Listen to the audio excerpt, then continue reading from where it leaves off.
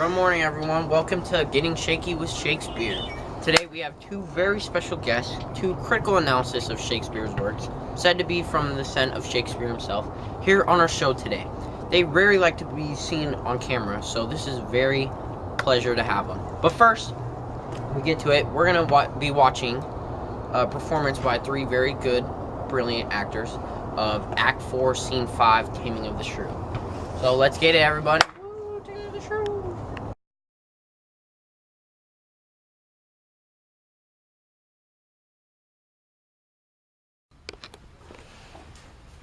Come on, I, God's name, once more towards our Father. Good Lord, how bright and goodly shines the moon. The moon, the sun, it is not moonlight now.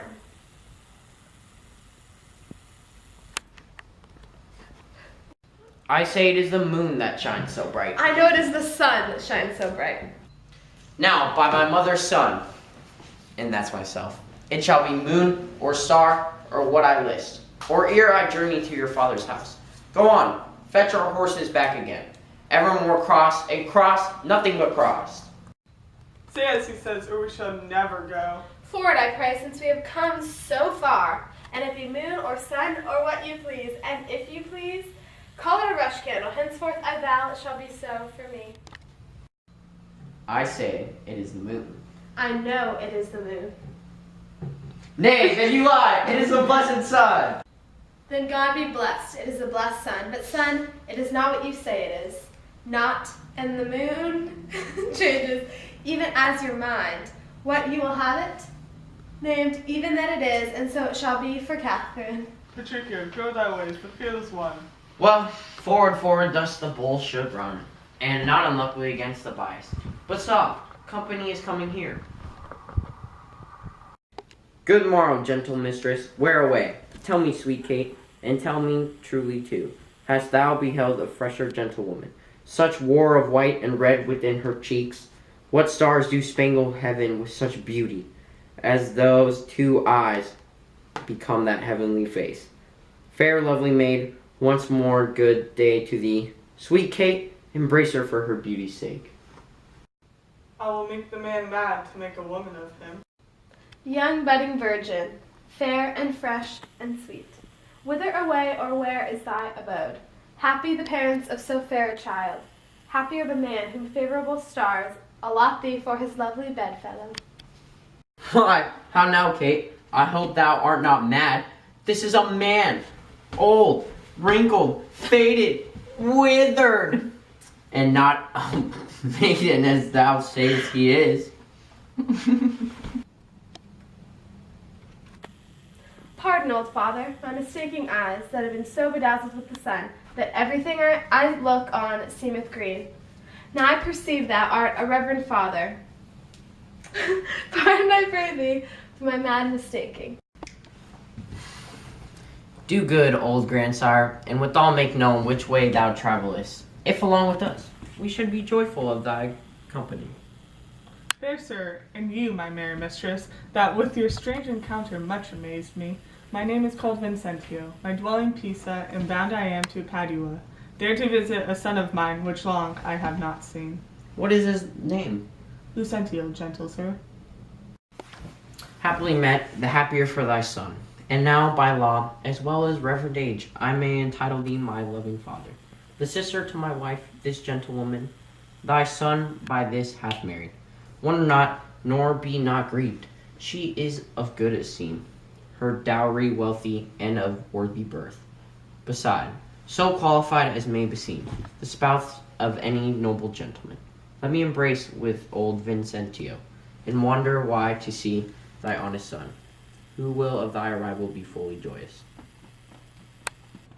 But is this true, or is it else your pleasure, like pleasant travelers, to break a jest upon the company you overtake? I do assure thee, father, so it is. Come, go along and see the truth hereof, for our first marriage hath made thee jealous.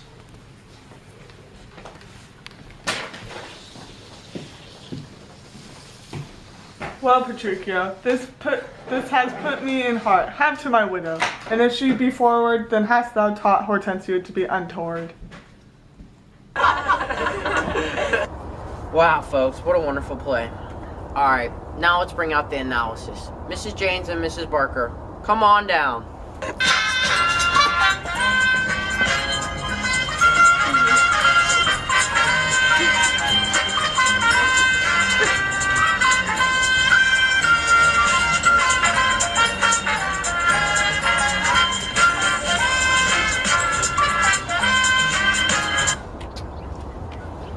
Good morning. Good morning.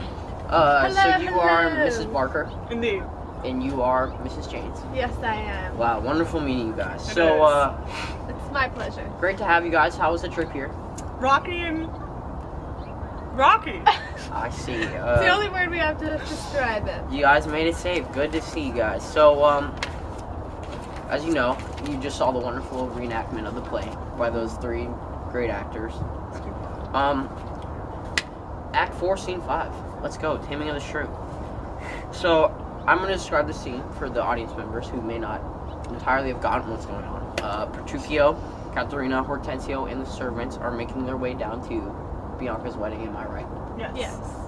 And suddenly, Petruchio decides to, perhaps I would say, play a prank on Katharina, and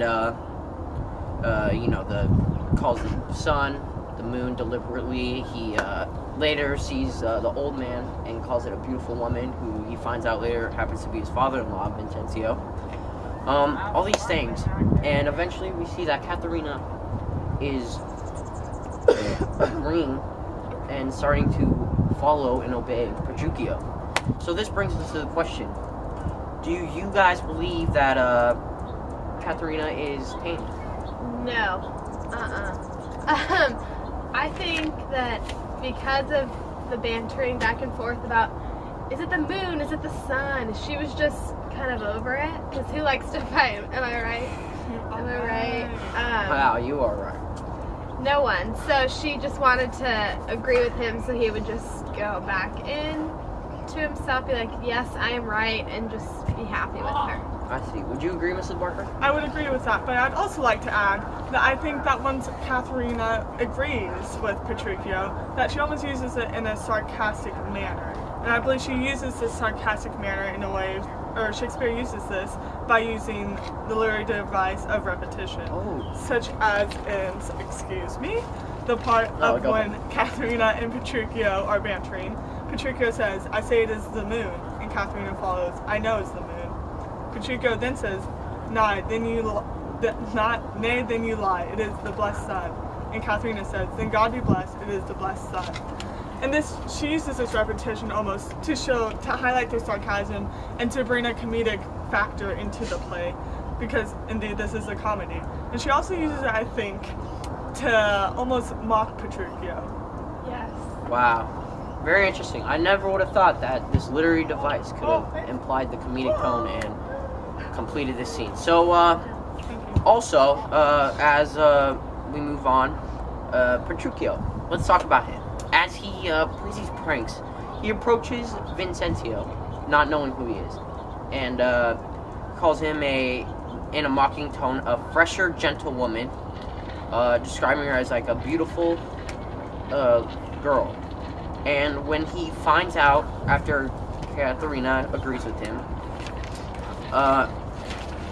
after he finds out Vincenzo is actually his father-in-law, and that this is Vincenzo, he says, quote, I may entitle thee my loving father.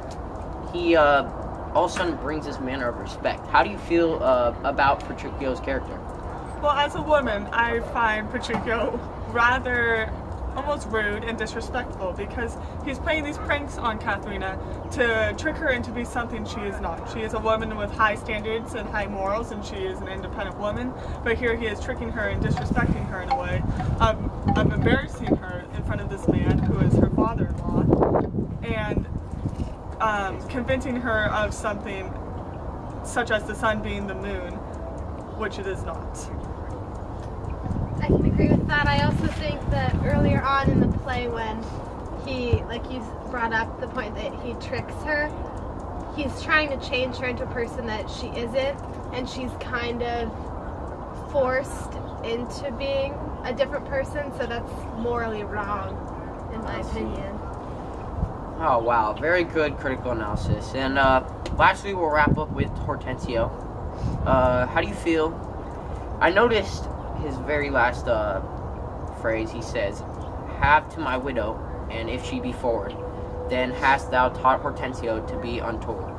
This rhyme, how do you think it completes the scene as we go on to the new Act 5?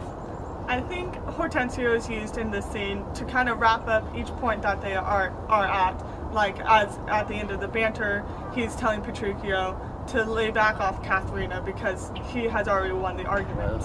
And he's also telling Vincentio of how it is true that Lucentio has married off to a woman. And now Hortensio is using the literary device at the end to wrap up the play. I think the rhyming kind of just ties it all together because it flows as you read it. I see, yes, indeed. It really completes the comedic, but also strange, yes, type of tone I that agree. the intended I play agree. was. Alright, great to have you guys. Hope you guys make it safe back. Thank you. And Thank you. we'll see you guys later.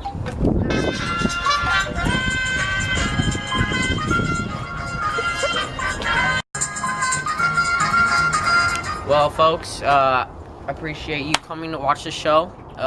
Special thanks to our guests for being here. That was a very rare appearance by them, and they're able to make it out to our show. So, glad to see you guys. Have a wonderful morning. Goodbye, everyone. Be safe.